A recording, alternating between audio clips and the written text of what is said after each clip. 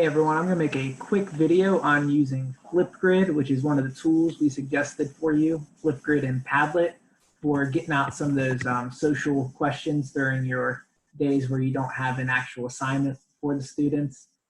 And real simple for Flipgrid, if you go to flipgrid.com, and I actually don't remember if I had to hit sign up or if just educator login worked initially for me, because I know your Google accounts already basically has an account, but I know if you hit sign up and hit sign up with Google and select your school account, then it's going to take you in. It's going to automatically make your first grid. It will ask you for what you want to name it for the code. So you could do that yourself, but it's going to automatically give you this first Flipgrid, which is a say hello to Flipgrid. When you're on Flipgrid, is if you ever get lost because say you're in a topic or something like that, you just go up to this right top left button, hit the Flipgrid, the green right here, it will take you back no matter where you're at to your main screen right here. So say though I wanted to make my first question for my first class. So I would go into, now I'm starting fresh. So let me show you a couple things on making your grid. So say this is for my 1B math class. You're selecting your grid type. You're going to want to choose student email. That's really important because that's how they're going to be able to get into it. You can change this or keep it the same. That really doesn't matter. You can hit, once you hit next, this is an important step.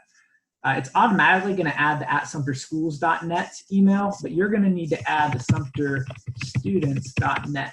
That way, anybody with and you're going to want to spell it right, anybody with the sumterstudents.net account will be able to post to it if they have the link, which you're going to provide for your students. If you don't put that in there, they're not going to be able to post to it, and that's going to be a problem because you're going to get 100 emails or notifications in Google Classroom saying, I can't get in, I can't get in.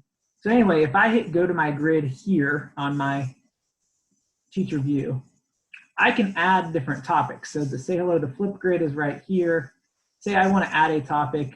So my first question for my students was, so where would you live if you could choose anywhere in the world and why? And the reason I wrote that here instead of the title is the title limits you to 35 characters. So you wouldn't be able to write out a long question there. This is the prompt where you'd write it here. So a couple different things you could do here. You could just call this your Hawk Focus for whatever the date is you're putting it up, or you could just title it like, where would you live? You could change their recording time depending on what kind of response you want. You can play around with that. You can even record a video of yourself, like asking the question for the students or even answering it. But really the point of this is for you to, if you're gonna just read out what you're asking them. But this works just fine, writing it out. And once you hit more options, will give you, this is what some of you were concerned about was this button right here. If you hit video moderation, the videos won't show up to the other students until you approve them. So that's a way you can make sure that inappropriate stuff isn't getting posted. You could also take off student-to-student replies, but for the most part, most of your questions, it's okay for them to respond to each other. I would really suggest in general, and not that you want to come down super hard on them, but either in your slides or in this question, you might want to put a reminder, because it's easy for the kids to forget that the school rules still apply for them. You could also, if you then hit create topic, now it gives you the link to that specific question. So this is the link, if you hit copy, that you would put into your Hawk flight page so that they can get access to it. So just to recap a little bit for you, if I hit this Flipgrid in the top left, it takes me back to my main screen. So say I wanted to get back to that one I just made for my math class. So I click on it and say I want to share this specific one. I need that link again. I hit that rocket ship here, the share. That's the link that I need to provide for my students. And also, just a reminder, if you needed to edit your settings later, if you hit edit topic, now I can scroll down and either turn off or on that video moderation.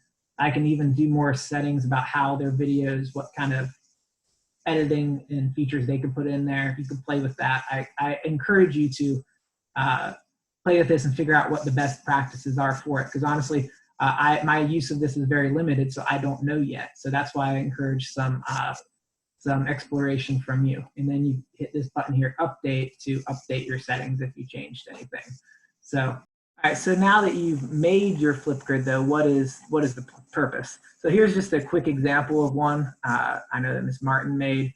So answer the 2 following questions. How are you doing? And what was your reaction to finding out school is closed through April 30th? So you see what the students did is they hit the big green button here to record a response of themselves. They're able to answer those questions. And then Ms. Martin is able to see them. So that gives students a chance to use their voice and express themselves.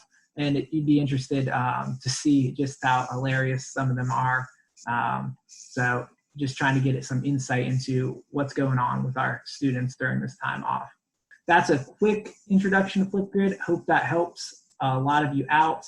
And if you have any questions, just ask, and we'll be here to help you through it.